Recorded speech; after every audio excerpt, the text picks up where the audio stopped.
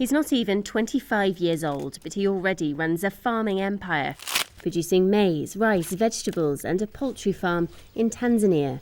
Sirjeff Dennis is not driven by making money, but rather helping people to sustain themselves with enough food in the city where he grew up.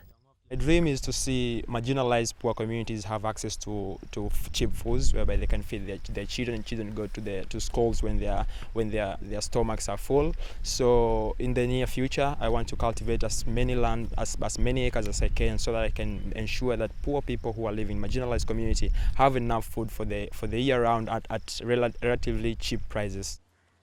There are still poor families going hungry in Tanzania, where more than 2/3 of the people live on less than $2 a day. Often they survive on maize instead of meat and vegetables. And this diet can cause serious health problems like stunted growth among children. In Tanzania, malnutrition contributes to 130 child deaths every day. Sirjeff Dennis wants to change this trend, and he's motivated by his most painful memory, when one of his neighbours lost her 9-month-old baby to malnutrition. It was a very worst experience in my life. It was very touching, it was very painful. And so I had like this passion, why are poor people dying of hunger and malnutrition? That's something that we can look for good solutions. Sirjeff started this business when he was just 17 years old, with 50 chickens that cost him everything he had. This is the place we actually started poultry farming some few years ago. Back then, he was living far from the countryside, in one of the poorest areas of Tanzania's biggest city, Dar es Salaam. Since then, his business has expanded rapidly. Sirjeff now supplies more than 20 different traders around the city. His chickens cost 1/3 less than the normal price, and he will soon supply more than 2,000 of them per month. But he has experienced hard times in business.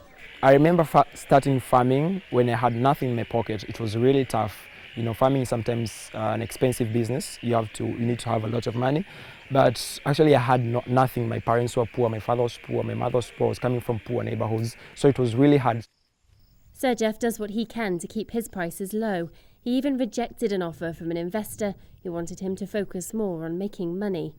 Selling the products at cheaper prices is really tough, because at the end of the process your profit is very small, it's a very minimum profit, and at the same time is that it will take you a longer time to develop into huge farms. So it's sometimes a big challenge, but once I know who I'm fighting for and what I'm targeting, I still get that energy to keep developing my farms and diversifying into other agricultural activities.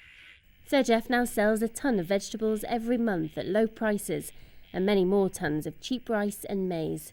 And at harvest time he takes on more than 100 employees. He wants other young graduates to consider following him into farming. I'm very proud actually of when I see the farms that are green, and the land, when you're turning a bare land into something green, is really surprising me. In the future, his dream is to farm thousands more acres like these.